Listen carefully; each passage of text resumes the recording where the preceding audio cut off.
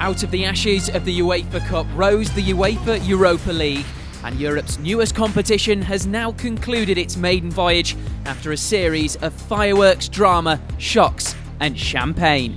Wednesday's emotional finale in Hamburg was the last and most important night of the competition's short history, following 31 evenings of exhilarating European action that kicked off way back on July 2nd when the first qualifying round began.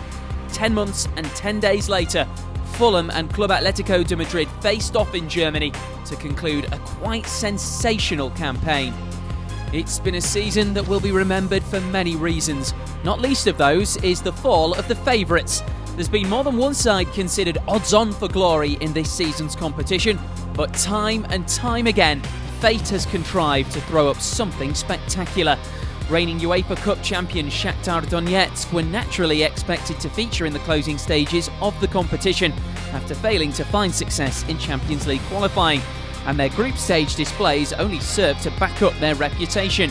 Only Werder Bremen and Loslian Metropole scored more goals than the Ukrainians in their respective sections, as Mircea Lucescu ensured the new Donbass Arena was christened in fine style, with FK Partizan and Toulouse looking on helpless as the Miners rattled in 4 goals in both games.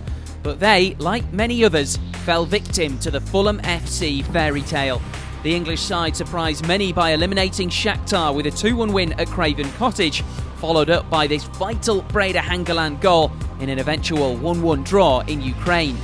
Roy Hodgson's side didn't stop there. With Shakhtar gone, many looked to Italian giants Juventus as competition favourites. But even the old lady could not stop the new kid on UEFA's block, as the Cottagers produced a stirring second leg comeback in London. David Trezeguet's goal took the aggregate score to Fulham 1, Juventus 4.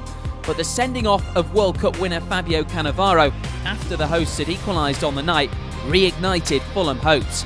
Toward the end of this thrilling fixture, Clint Dempsey brilliantly chipped in to see Fulham charge into the quarter-finals.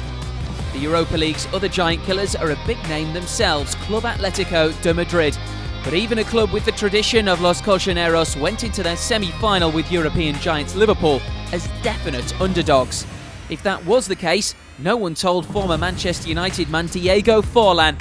This scruffy finish ensured a first-leg advantage in Spain, but the Uruguayan was not done there. A strike of epically increased venom secured extra-time delight at Anfield for the Spaniards.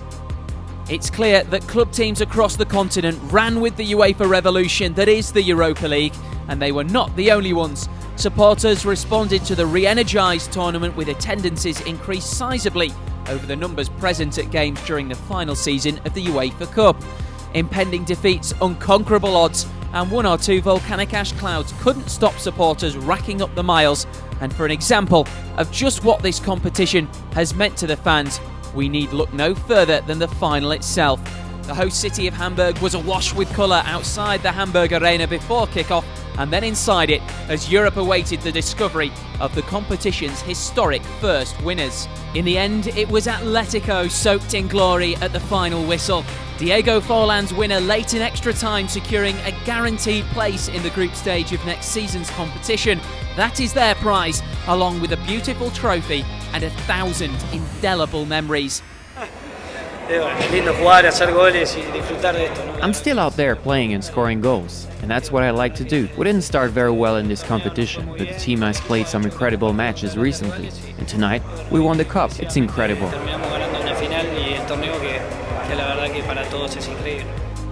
Beaten but brave, Fulham gave their all, but in the end glory eluded them at the last possible moment.